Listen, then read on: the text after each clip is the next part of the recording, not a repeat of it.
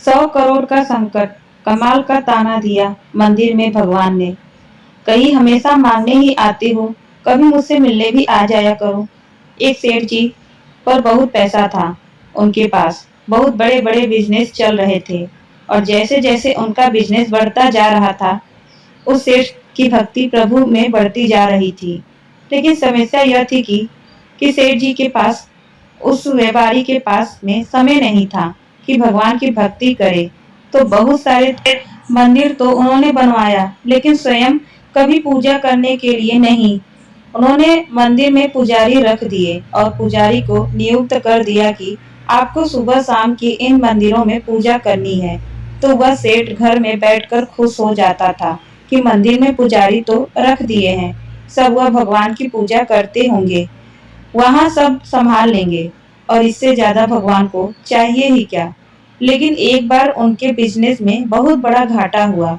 वह ऐसे संकट में फंस गए कि जहां उन्हें 100 करोड़ की आवश्यकता थी और जब उन्हें लगा कि मैं अब हर तरफ से घिर चुका हूँ, तो बर्बाद होने के कंगार पर पहुंच चुका हूँ, पैसा कहीं से भी अरेंज नहीं हो पा रहा है, तो याद आया कि मैं इतने सारे मंदिर बनवाए हैं और भगवान को प्रसन्न किया है, तो चलो चलकर उनसे मांगते हैं। तो सुबह सुबह दौड़ता हुआ वह सेठ मंदिर चला गया। लेकिन जब वहां पहुंचे अपने ही बनाए हुए एक मंदिर में, तो देखते हैं कि उसने पहले लाइन में आकर एक भिखारी खड़ा हुआ है। सेठ जी का दिमाग खराब हो गया कि यह भिखारी मुझसे पहले आ गया है और यह भगवान से पता नहीं क्या मांगेगा और भगवान का कहीं यह मन न खराब कर दे, उनकी इच्छा ही खराब ना हो जाए कि क्या पता वह मेरा मांगा दुआ दे या न दे। तभी सेठ भिखारी के पीछे खड़े हो गए।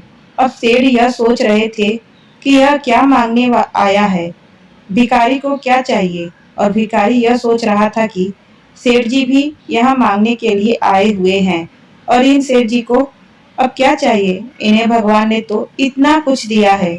अब जैसे मंदिर में पट खुले तो भिखारी ने भगवान से कहा कि हे प्रभु, सिर्फ 100 रुपया की आवश्यकता है, मेरी पत्नी बीमार है, कुछ दवा का प्रबंध हो जाता तो इलाज चल जाता और मेरी पत्नी ठीक हो जाती। और वह बार बार यही बोले जा रहा था कि प्रभु सिर्फ 100 रुपया आज दिन भर में मिल जाए। प्रभु का दिमाग खराब हो गया। वह सोच रहा था कि यह भिखारी तो हिल ही नहीं रहा है, इसकी प्रार्थना चली जा रही है।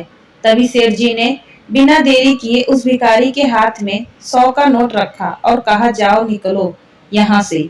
लेकिन भिखारी ने 100 रुपया पाकर बहुत ही ज्यादा खुश हो गया और उसने भगवान का धन्यवाद करते हुए उसे सेठ का भी शुक्रिया अदा किया।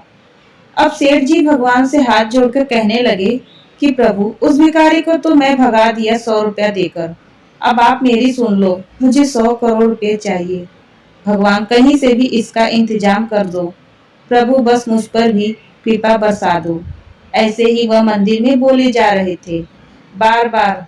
तो कमाल यह हुआ कि मूर्ति में से भगवान प्रकट हुए और कहने लगे कि तूने इस भिखारी को तो मेरा पीछा छुड़वा दिया 100 रुपया देकर, अब तो मुझे तुझसे बड़ा अधिकारी ढूंढना पड़ेगा जो आए और तुझे 100 करोड़ देकर मुझसे पीछा छुड़वा दे। सेठ जी की आंखों में आंसू आ गए। कहने लगे, प्रभु ऐसा क्यों कह रहे हो। भगवान कहा, बस यही तो सच है, तुमने इतनी मंदिर बनवाया, इतना सब कुछ करवाया, लेकिन कभी मुझसे मिलने नहीं आए। आज भी आए हो तो तब आए हो कि जब तुम्हें कुछ मांगना है। मैं प्रेम का भूखा हूँ, बस मिलने ही चले आते तो मैं इतना बड़ा संकट आने ही नहीं देता। बहुत छोटी कहानी है जिसका यह सारा समझता है कि जहाँ बहुत ज्यादा मांगा जाता है वहाँ प्यार खत्म हो जाता है, प्रेम समाप्त हो जाता है। इसलिए मांगना बंद कीजिए और अगर मांगना ही चाहते हैं तो सब्र मांगे लीजिए कि प्रभु मुझे धैर्य दीजिए, सब कुछ मैं अपने दम पर करूँगा, बस मुझे सब्र दे दीजिए और आपकी कृपा बनाए रखिए। और जब भी आप जाएं, चाहे उसको आप किसी भी नाम से पुकारते रहो। जब भी आप उनके दर पर जाएं, तो उनसे मिलने के लिए जाएं, उनसे मांगने के लिए ना जाएं। वह तो सबके लिए अच्छा ही करते हैं और अच्छा ही करते रहेंगे। तो यह थी छोटी सी कहानी हमारी आप लोग को कैसी लगी दोस्तों, हमें कमेंट में जरूर बताइएगा। अच्छी लगी हो तो चैनल को सब्सक्राइब, वीडियो को लाइक शेयर करना मत भूलिएगा। धन्यवाद।